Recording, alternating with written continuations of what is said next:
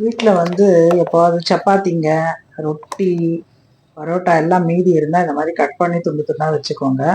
பிச்சி போடலாம். ஆனால் பிச்சிங்கன்னா அது ஒரு சைஸாக வராது. அதனால கட் பண்ணி வச்சுக்கோங்க. அதுக்கப்புறம் ஒரு கடாயில் வந்து எண்ணெய் ஊற்றுங்க, வெங்காயம் போடுங்க.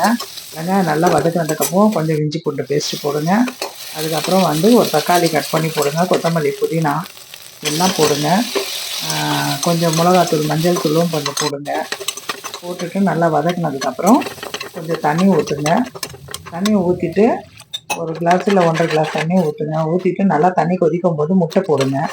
முட்டை போட்டுட்டு 2 முட்டை போட்டிருக்கேன். இது காலையில் டிஃபன் பண்ணுறோம் நம்ம. ஓகேங்களா? முட்டை நல்லா இது ஆனதுக்கப்புறம் இந்த ரொட்டி போட்டுருங்க. போட்டு நல்லா ஒரு 10 நிமிஷம் மூடுங்க. கீழே மேலே பண்ணுங்கள். கொஞ்சம் கம்மி சீமில் பண்ணுங்கள்.